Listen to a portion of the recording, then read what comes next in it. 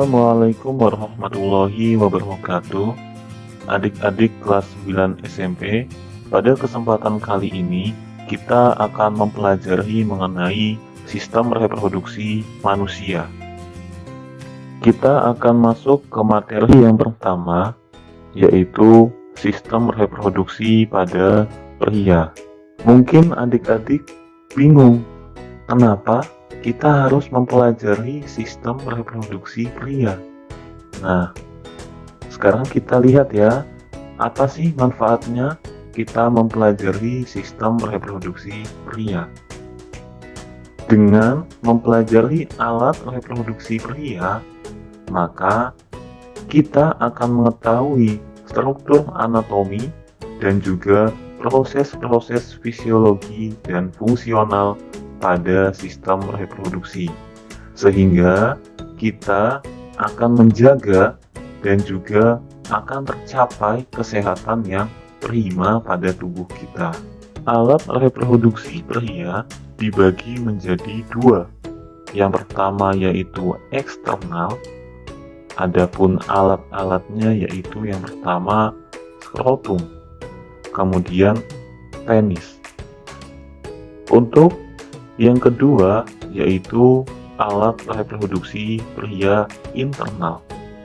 Bagiannya yaitu gonad atau testis, kemudian kelenjar aksesoris, dan juga tubulus atau saluran. Kita lihat bagian eksternal, yaitu ada penis dan skrotum. Penis adalah jaringan erektil yang kaya akan korpus cavernosa yang mengandung banyak saraf perasa, memiliki peran untuk bereaksi kimiawi dan menghasilkan ereksi. Penis juga terlibat dalam proses kopulasi, yaitu proses pengantaran sel spermatozoa ke dalam tubuh wanita, di mana proses fertilisasi pada manusia berlangsung secara internal. Pada penis juga terdapat saluran uretra yang merupakan muara terakhir dalam proses reproduksi. Juga ada glans atau kepala, prepesium atau tutup yang berupa lipatan kulit yang nantinya akan dibuang melalui proses hitam. Skrotum. Skrotum merupakan kantung yang berupa lipatan dinding tubuh yang memiliki fungsi untuk mempertahankan suhu testis 2 derajat Celcius di bawah suhu normal agar peristiwa spermatogenesis tetap terjaga. Alat reproduksi internal. Nah, yang pertama ada testis. Testis pada manusia berjumlah 2 buah, tepatnya berada di kantung skrotum.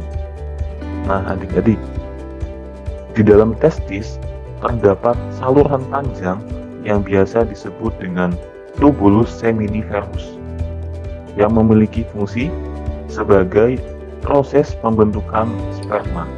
Bisa dibilang bahwa testis ini merupakan pabriknya sperma. Lalu ada epididymis.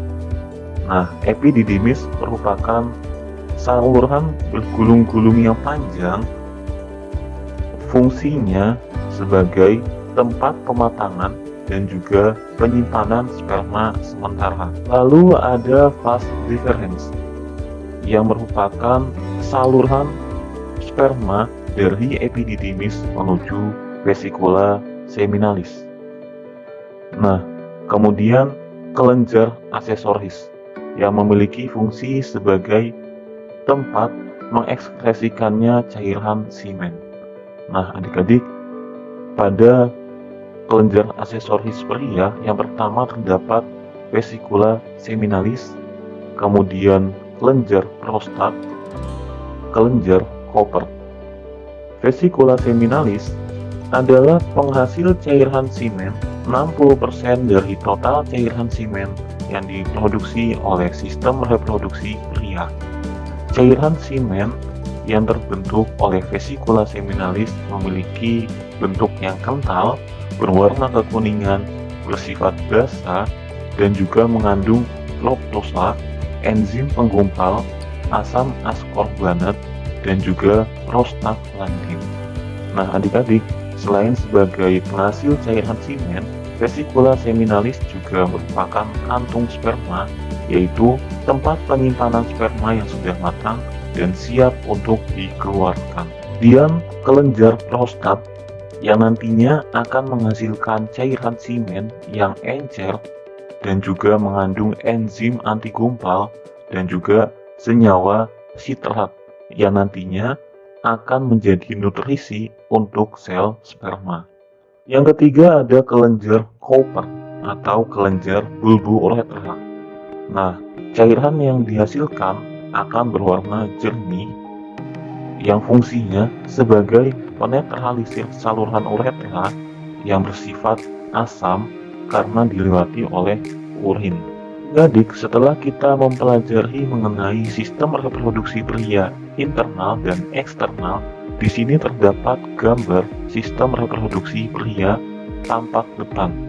Yang pertama ada skrotum dan juga jaringan erektil penis yang merupakan alat reproduksi pria eksternal. Sedangkan untuk alat reproduksi pria internal, yang pertama ada testis, epididymis, kelenjar bulbu uretra, kelenjar prostat, vas deferens, vesikula seminalis, saluran uretra, dan kandung kemih yang merupakan alat atau bagian organ dari sistem ekskresi manusia. Balik ke latihan soal. Nah, terdapat gambar yang ditunjukkan dengan huruf X. Kemudian ditanyakan, apa hubungan yang tepat antara organ dan fungsi organ X? Nah, adik-adik, gambar tersebut menunjukkan vas deferens yang memiliki fungsi sebagai saluran sperma dari testis menuju kantung sperma. Nah, itulah pembelajaran kita mengenai sistem reproduksi pria. Selanjutnya, kita akan mempelajari mengenai sistem reproduksi wanita. Salah satu ciri dari makhluk hidup adalah berkembang biak atau bereproduksi. Hal tersebut dilakukan untuk melestarikan atau mempertahankan jenisnya. Nah, kali ini kita akan membahas tentang sistem reproduksi pada manusia, khususnya untuk wanita. Membahas sistem reproduksi pada manusia, jangan malu-malu ya, apalagi sampai menganggap hal tersebut merupakan sesuatu yang tabu dan tidak penting untuk dibicarakan. Karena sebenarnya mengenal sistem reproduksi pada manusia merupakan pendidikan seks yang di dalamnya terdapat banyak sekali informasi-informasi yang sangat penting dan patut untuk kita ketahui. Alat reproduksi wanita terdiri dari ovarium atau indung telur, tuba fallopi atau oviduk, uterus atau rahim, dan yang terakhir adalah vagina. Nah, ini adalah ovarium yang merupakan organ penghasil sel telur serta penghasil hormon estrogen dan progesteron. Hormon estrogen berfungsi untuk mempengaruhi timbulnya tanda-tanda kelamin sekunder seperti kulit menjadi halus, suara menjadi melengking, tumbuhnya payudara, dan melebarnya pinggul. Nah, seorang wanita mampu menghasilkan sel telur sejak ia di masa puber sampai ia dewasa, kira-kira rentan usia dari 12 sampai 50 tahun. Nah, seorang wanita yang tidak produktif lagi itu ditandai dengan dia tidak lagi menstruasi, tidak lagi datang bulan secara berkala. Nah, kondisi ini disebut sebagai kondisi menopause. Nah, ini adalah tuba falopi atau indung telur. Nah, fungsi dari tuba falopi ini adalah sebagai tempat terjadinya pembuahan atau fertilisasi. Sedangkan kalau yang ini adalah rahim atau uterus, di mana rahim itu berfungsi sebagai tempat berkembang biaknya janin. Nah, di dalam rahim terdapat yang namanya serviks atau mulut rahim. Serviks ini berada pada bagian depan rahim dan menonjol ke dalam vagina. Nah, yang terakhir itu adalah vagina. Vagina merupakan lubang tempat keluarnya janin ketika proses kelahiran. Nah, selain itu juga, vagina merupakan tempat keluarnya darah menstruasi dan tempat masuknya sperma. Nah, itulah sekilas tentang sistem reproduksi pada manusia, khususnya pada wanita. Nah, untuk teman-teman, silahkan cari referensi lain yang berkaitan dengan materi ini. Selamat belajar. Yo, I ain't here for the money, I ain't here for the fame. Though it might be nice to